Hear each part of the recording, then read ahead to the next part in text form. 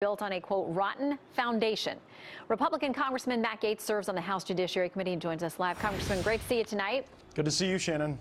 Okay, so let's talk about some of the reaction today. This is from Richard Hawes, a tweet from him today. He says, the memo is largely devoted to discrediting the decision to monitor Carter Page because some percentage of the intelligence came from a source deemed to be prejudiced. The memo fails to discredit the substance of the case or deal with other justifications for monitoring Page. Are we only hearing part of the story in this memo? Absolutely not, Shannon. You had a circumstance here where FISA warrants were reauthorized based on faulty information. Look, this dossier was so uncredible that they had to go and have this Yahoo News article planted by Christopher Steele to function as the validating information. Meanwhile, you've got the Democratic Party buying their way into the Justice Department. DNC money goes to a law firm, which then goes to Fusion GPS. Fusion GPS needs two things: dirt on Donald Trump and a way to get that into the intelligence bloodstream. So they hire Christopher Steele to make up the dirt, and then they hire Nellie Ohr, the wife of Bruce Ohr. And let's remember, Bruce Ohr's charge at the Justice Department is to deal with counter-narcotics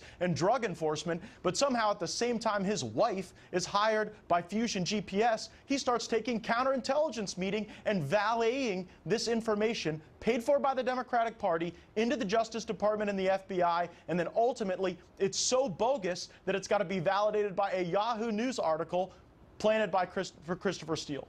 Okay, we don't yet know how much a percentage of the basis for the application for the warrant was based on the dossier. We know it was at least part of it. Would you support the declassification of the FISA application so we know more about that? Would you support voting for what the Democrats want to release in their memo, which they say paints the rest of the picture and gives context to everything? Well, we do know what Andrew McCabe said, and he's no, talking head for the Republican Party. And Andrew McCabe said, but for this dossier, there never would have been a FISA memo. Now, you know there are Democrats who are denying that tonight. They say that's not accurate. They were there. They've read or seen or heard the testimony themselves. They say that's not a fair characterization. That is a verifiable fact. And so to answer your question, Shannon, I do support the release of any information the Democrats would like to provide, but they're all over the place. First, the Democrats voted against allowing members of Congress to see this information. They voted against even opening the investigation in the first place, saying it was just a distraction. I think all the American people can see now there is merit into looking into why you would have FISA warrants issued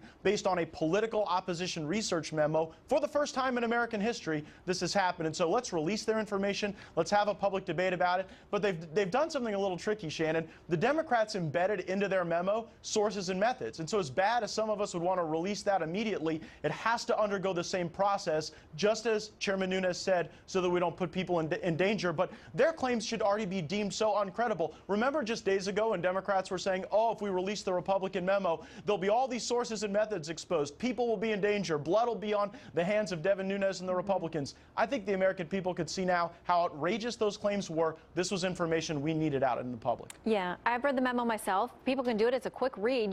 They can decide whether or not there's anything in there. To me, it looks like something you'd read in a newspaper article or a first-year law class.